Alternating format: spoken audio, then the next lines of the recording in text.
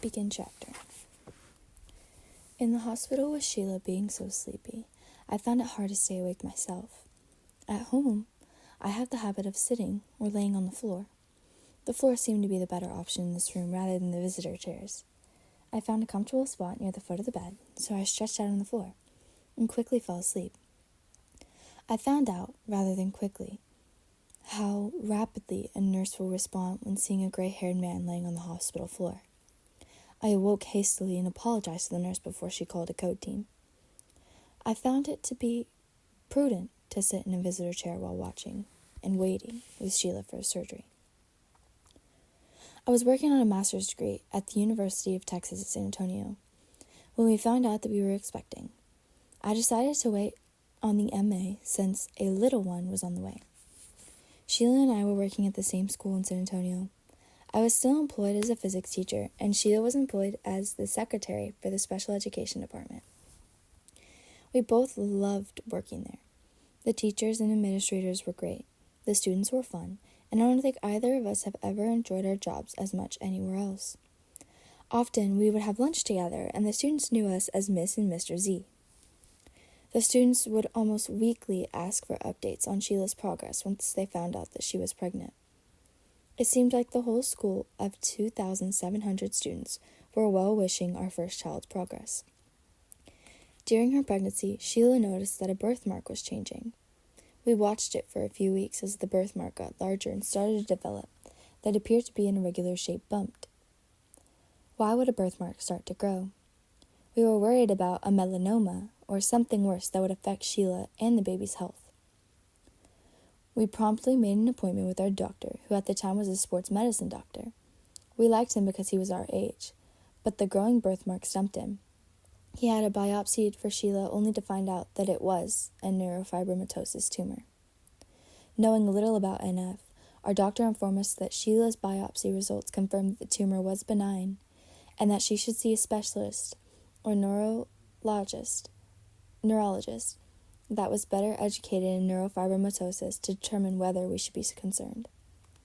He did not suggest any specific neurologist, and it did not seem like he was too worried about it, most likely because he only saw the one tumor.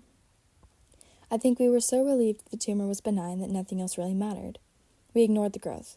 He did refer us to an OB-GYN, who later delivered Sarah, our first child. Sarah was born October 30th, a day before my mother's birthday. She came into the world with a bundle of thick hair, and she was our pride and joy. Being a first-time father, I carried Sarah around until that maternity wing showing her off. I am uncertain she was enthusiastic about the little trips down the hallway, but Dad was. I did find out that along the hallways of the maternity wing were fine. Trying to show her the snack machine in the next hallway was not the best of ideas. Immediately as I left the maternity ward area and went through the double doors towards the snack machine, I was approached by 2 guards who appeared out of nowhere. I had to manifest some identification card and was politely escorted back to the maternity ward. I may have felt foolish, but I was quite amazed at the precautions that the hospital takes to protect children. This was 1991, and I really had not thought about the possibility of cameras at the exits, but apparently the hospital had them. Sarah would have to wait to see the marvel of the snack machine until she and Sheila were recovered. Sheila stayed home with Sarah until the end of Christmas break, and then came back to work. That second semester was rough for the both of us, as we dropped our young child off at daycare each morning. Taking Sarah to daycare was not an issue, but leaving her there was quite another. Sheila was no sooner closing the car door, and the tears would start to flow. Often that would be enough to have me sobbing. It wasn't comfortable, nor did it seem natural to leave our child with a stranger while we were at work. We suffered through the semester, but finally, after the school year was completed, we made a family decision to have Sheila stay at home in order to enjoy watching Sarah as she progressed through her formative events, such as her first steps, learning to read, developing a vocabulary, and pulling on the dog's ears. Our dog was almost 2 years old when Sarah was born.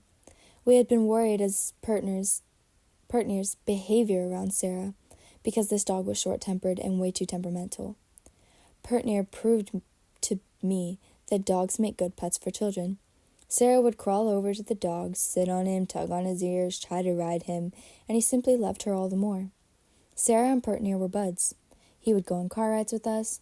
He would sit on my lap while I was driving, and as the car would pass, Pertnir would bolt towards the window and bark. The uncanny part was that the window was usually rolled up, so he would smack his nose into the window. Sarah in her car seat in the back would laugh and laugh as she watched Pertnir repeatedly bark and lunge and smack his face against the window for every passing car. Sheila continued to stay home.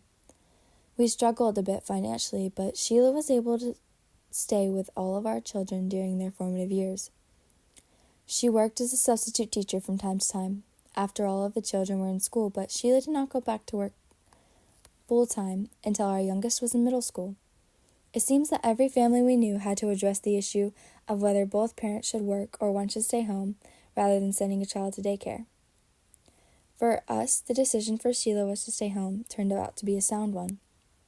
Sarah was a healthy child who slept through the night almost immediately. In fact, she slept so soundly we were concerned that she had poor hearing. Yes, we did have her hearing checked, and the prognosis turned out to be that Sarah was just a very deep sleeper. Sheila's OB-GYN did suggest during one follow-up visit that Sheila make a resolution to have the neurofibromatosis tuner removed.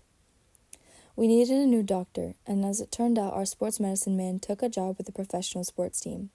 After finding a pediatrician for Sarah and a new doctor for us, Sheila had the tumor removed with little fanfare. The tumor has never grown back. We still know very little about NF, and at the time, it didn't seem like it was a big deal. We went on with our lives as if neurofibromatosis was simply a mere inconvenience. After all, we now had a child to raise, bills to pay, and a house, with a mortgage to maintain. Sarah did not have birthmarks, tumors, nor did she have any café au lait spots.